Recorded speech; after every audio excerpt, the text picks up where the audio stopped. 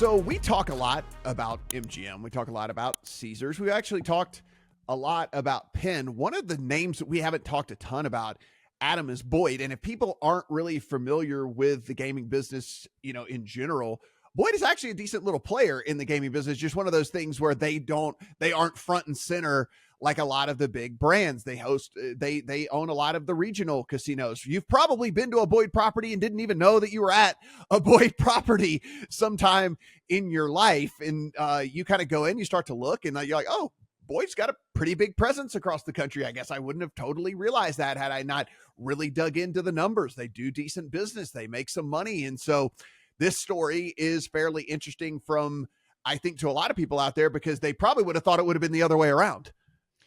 Yeah, Boyd Gaming, actually a company coming up on its 50th anniversary. They've been around for quite a while. If you're in Nevada, you know them well because of the presence that they have there. But it is a regional operator in multiple states, in the same way that Penn National, or I should say Penn Entertainment now, formerly Penn National Gaming, is a regional operator in a number of states.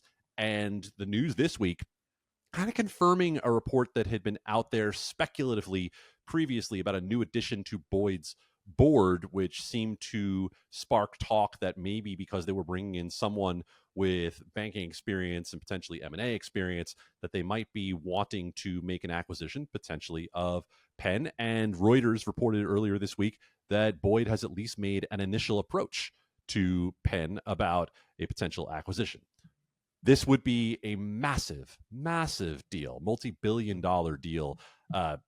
Go to our articles that we have on this at legalsportsreport.com. See what Matthew Waters has written up on it, because he explains a number of the challenges that would be in place of the path to a deal here, right? There are numerous challenges. I'll let you take a closer look at them on the LSR website. However, it's important to note this would definitely be a complicated deal for Boyd to pull off.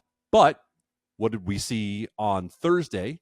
And now, as we record this Friday morning, Penn stock jumped about 8% on the news that Boyd would be interested in an acquisition. Boyd stock actually sank a little bit on that news.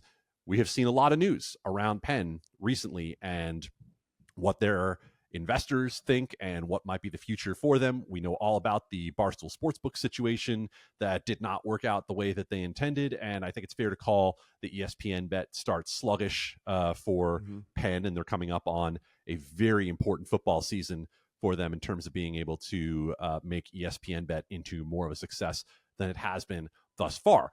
Also important to keep in mind, and I think this is something that gets forgotten, Matt, among a lot of people, is that Boyd actually has a 5% stake in FanDuel, right? This was a market access deal done at the very, very beginning of legal sports betting in the United States. And so that is something that has only grown in value over time and is another consideration in terms of where Boyd might ultimately be in the long run when it comes to sports betting. Because as you know, Matt, it is not a company that has really made an enormous push to do anything in terms of online sports betting thus far.